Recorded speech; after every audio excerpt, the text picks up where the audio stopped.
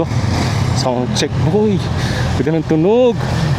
Guys, ang next target naman natin i-test ride ngayon CB650R. E-clutch ba to boy? Oo, i-clutch. O e-clutch. Ano pangalan kasi boy? Right click. Si right click guys, sa test ride dyan. Ano masabi mo, all goods ba? Malakas. Malakas daw boy.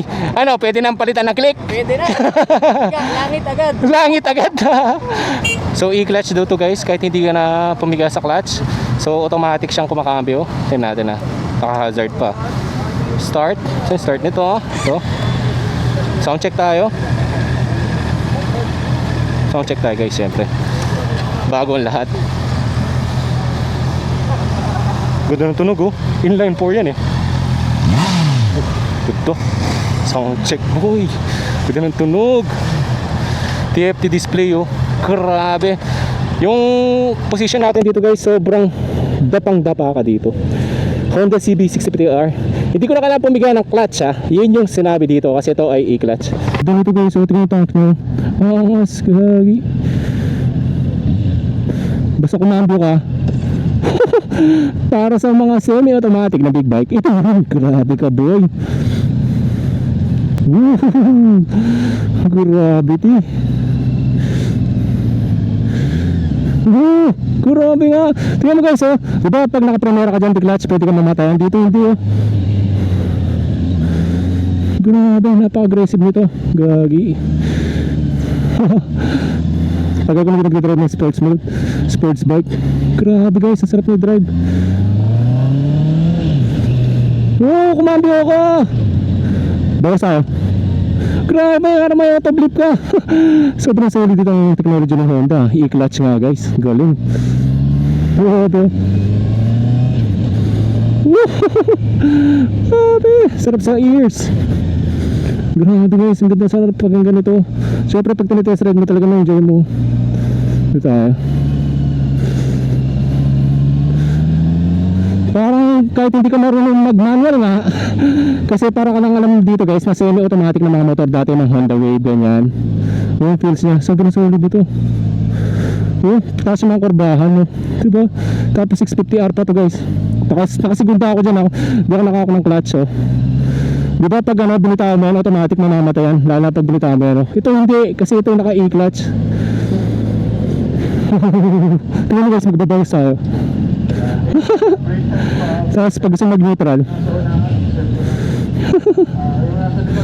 Grabe. Dito gamitin.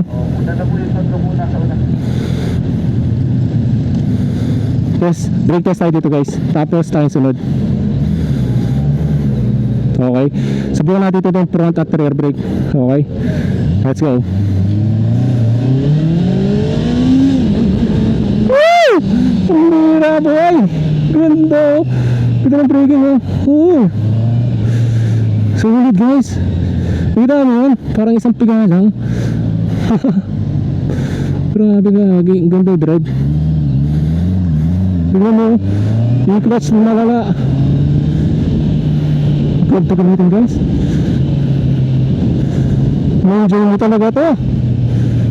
Kahit beginner rider ka tignan mo. Kusala ako nag-downshift doon. Walang clutch. Parang design na lang tong clutch dito Grabe. Sarap din ang cornering mo guys. Grabe, downshift. Sarap sa tenga boy. Galing. Primera tayo, diba? Walang clutch.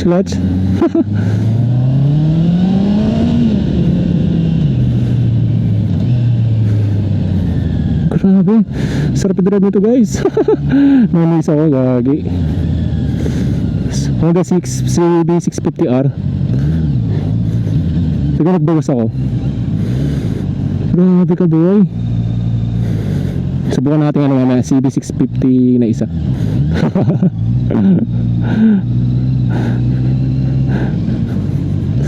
Mababa ang paa guys. Di tayo sa sports. Ikot. Gagi, mali ako. Mali ako na pinasukan.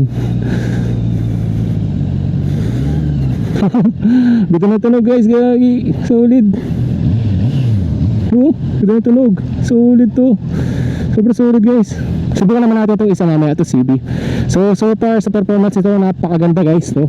Medyo pagod lang siya i-drive, lalo di pa ako sanay sa sports mode. Nakakawit. Solid. Ayan guys, oh. Diba? Ito yung CB650R at inline 4, naka double disc brake. So kung nagustuhan nyo itong video nito guys, syempre alam nyo yung gagawin ha. Please follow, at syempre sa mga susunod pa natin test ride, abangan nyo kung anong susunod natin test ride. Ingat kayo guys, ride safe times. God bless. Dito pa rin sa may Honda Safety Driving Center sa Honda mismo. Kaya yun lang guys, bye bye.